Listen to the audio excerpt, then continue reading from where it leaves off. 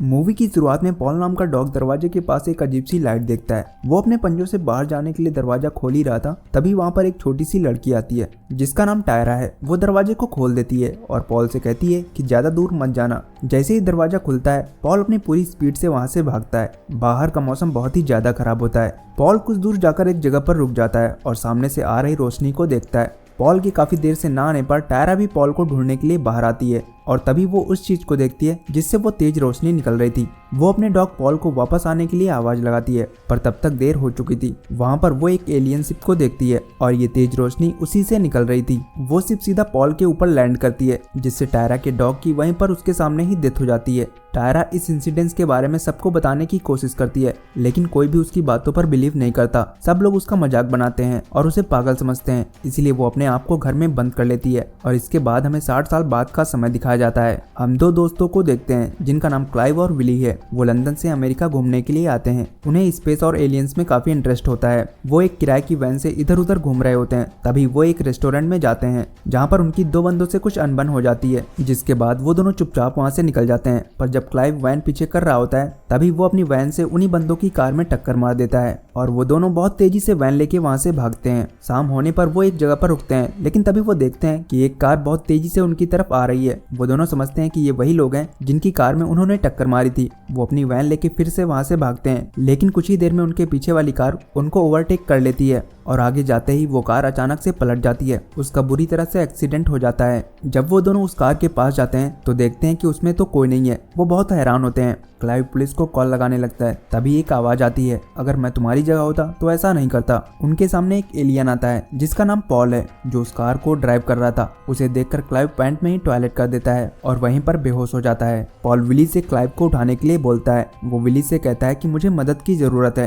क्योंकि कुछ साइंटिस्ट मेरे ऊपर एक्सपेरिमेंट करने के लिए मुझे ढूंढ रहे हैं। जिसके बाद वो तीनों वैन से आगे निकल जाते हैं। तभी हम उसी जगह पर एक एजेंट को देखते हैं जो कि एक लेडी से बात कर रहा होता है, और ये वही लेडी होती है जो पॉल के पीछे पड़ी थी और उस पर अपने एक्सपेरिमेंट्स करने वाली थी। वो उसे बताता है कि कुछ देर पहले पॉल यहाँ पर था, पर अब वो यहाँ से आगे चला गया है। रास्ते में जब क्लाइव की नींद खुलती है तो वो पॉल से पूछता है कि तुम कहाँ से हो। पॉल बताता है कि मैं एंड्रोमेडा गैलेक्सी से हूँ। वो बात कर ही रहे थे, तभी उन्हें रास्ते में एक पुलिस की चेक पोस्ट मिलती है। वहाँ पर दो ऑफिसर चेकिंग कर रहे होते हैं। क्लाइव और विली वैन से बाहर आ जाते हैं। एक ऑफिसर वैन को अंदर चेक करता है, पर उन्हें वहाँ पर पॉल नहीं मिलता। जिसके बाद वो ऑफिसर उन दोनों को आगे बढ़ने के लिए बोलते हैं, और जब वो दोनों आगे जा रहे होते हैं तभी पॉल उनके सामने फिर से आ जाता है। विली उससे पूछता है कि तुम कैसे गायब हो जाते हो। पॉल कहता है कि ये तो मैं कभी भी कर सकता हूँ, बस इसके लिए मुझे अपनी सांस रोकनी पड़ती है। एजेंट एलियन को ढूंढते हुए आगे बढ़ ही रहा था, तभी रास्ते में उसे वही दो पुलिस ऑफिसर मिलते हैं। वो उनसे पता करता है कि यहाँ से कौन कौन गया है। वो ऑफिसर बताते हैं कि इधर से एक वैन गई है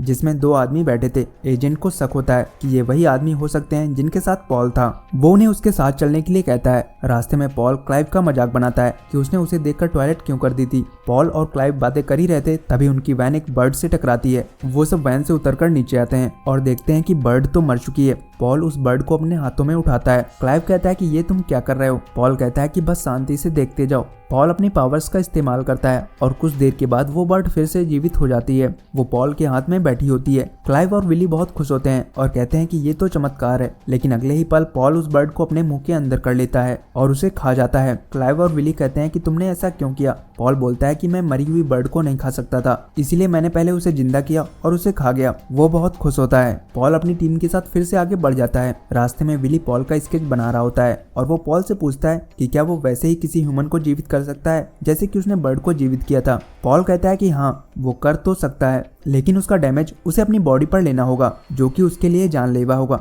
बर्ड छोटी थी, इसीलिए उसने ऐसा कर लिया, लेकिन ह्यूमन बॉडी काफी बड़ी होती है। वो सब के सब काफी थक चुके थे, इसलिए पास के एक छोटे से होटल के पास रुकते हैं। वैन के बाहर होटल के मालिक की बेटी रुथ आती है, जिसे देखकर पॉल इनविजिबल हो जाता है। विली रुथ को पहली ही बार में देखकर पसंद करने लगता है। रुथ की एक आंख खराब होती है। वो उनसे उनकी आईडी लेती है और उन्हें वहाँ पर रुकने की परमिशन दे देती है। वहाँ पर वो सब रात में कैंपिंग करते हैं और अपनी वैन के पास ही पार्टी कर रहे होते हैं। पॉल उन सब के साथ डांस कर रहा था, तभी वहाँ पर रुथ आती है। वो वैन के नीचे पॉल के पैरों को देखती है, लेकिन वो उस समय वहाँ से चली जाती है। पर जैसे ही अगली सुबह होती है, रुथ उनकी वैन के अंदर आती है और वो पॉल को देख लेती है, जिसको देखते ही वो बेहोश होकर वहीं पर गिर जाती है। विली कहता है कि हमें यहाँ से अभी रुथ को लेके निकलना चाहिए, हम इसके होश में आते ही उसे कहीं पर उतार देंगे। क्लाइव कहता है कि मेरा पासपोर्ट तो सिक्योरिटी के लिए अंदर जमा है। जिसके बाद पॉल उसका पासपोर्ट लेने के लिए इनविजिबल होकर रुथ के डैड के ऑफिस में जाता है और जैसे ही वो क्लाइव की फोटो देखता है उसको हंसी आ जाती है और वो फिर से विजिबल हो जाता है। और उसी वक्त रुथ के डैड वहाँ पर आ जाते हैं। वो पॉल को देख लेते हैं। पॉल फिर से इनविजिबल होकर वहाँ से पासपोर्ट लेके भागता है। उसके पीछे रुथ के डैड अपनी राइफल के साथ होते हैं। पॉल दौड़ते हुए विली को वैन स्टार्ट करने के लिए बोलता है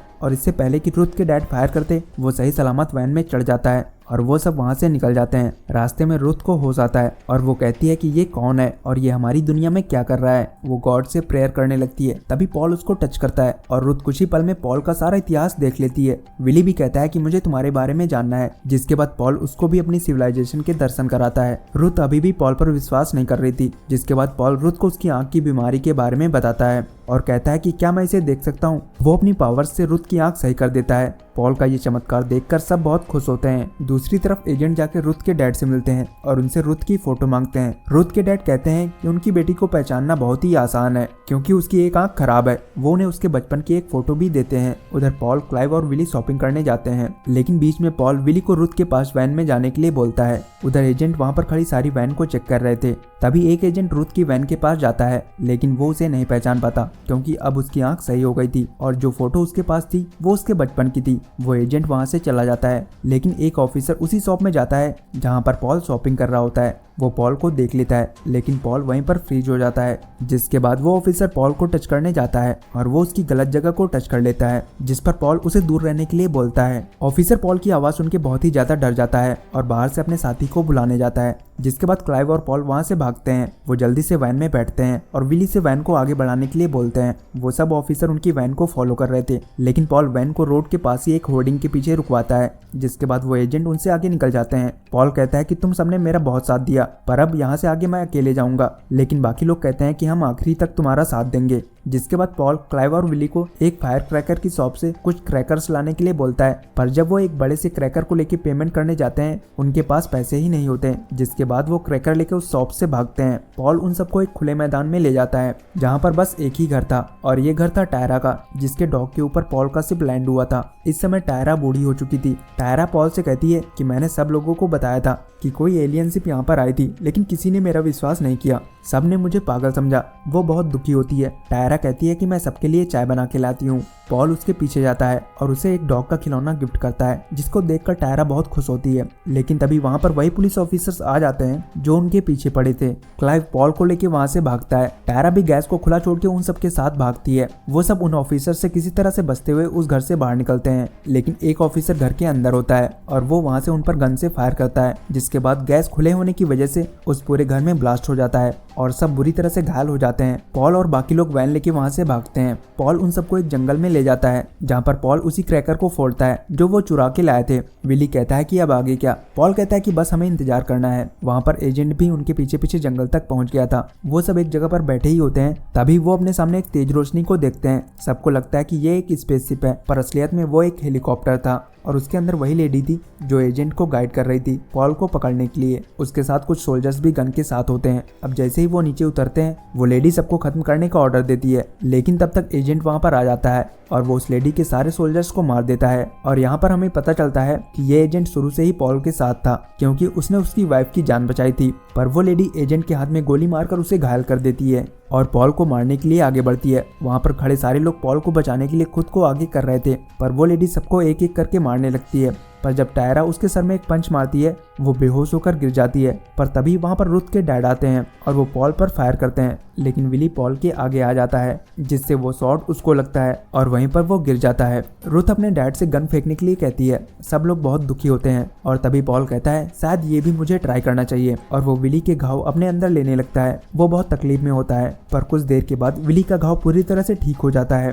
पॉल भी कुछ देर के बाद ठीक हो जाता है। पॉल का ये चमत्कार देखकर सब बहुत खुश होते हैं। रुथ विली को फिर से जीवित देख के उसे किस करती है, पर तभी वो लेडी फिर से उठती है, लेकिन इस बार पॉल का स्पेसशिप वहाँ पर आ जाता है और वो उस लेडी के ऊपर लैंड हो जाता है जिससे उसकी वहीं पर डेथ हो जाती है। शिप से उतरकर सारे एलियंस वहाँ पर घायल लोगों को ठीक करते हैं। वो सारे के सारे लोग शिप के सामने फोटो खिंचाते हैं। पॉल सबको गुड बाय बोलता है पर वो टायरा से कुछ भी नहीं बोलता, जिसको देखकर टायरा दुखी होती है। पर तभी पॉल कहता है कि टायरा, मैंने तुम्हारी जिंदगी बर्बाद कर दी है, इसीलिए मैं तुम्हें नई जिंदगी देना चाहता हूँ। वो कहता है कि तुम मेरे साथ चल रही हो। टायरा कहती है कि मैं अपना टूथब्रश लाना भूल गई। पॉल कहता है कि जहाँ पर हम जा रहे हैं वहाँ पर ब्रश की कोई जरूरत नहीं। पॉल भी अंदर चला जाता है और स्पेसशिप जाने लगती है। तभी हम देखते हैं कि उसकी स्पेसशिप तो बस छोटा सा हिस्सा थी एक बहुत बड़ी मदरशिप की। वो सिर्फ पॉल के शिप को लेके वहाँ से चली जाती है और यहीं पर यह मूवी खत्म हो जाती है।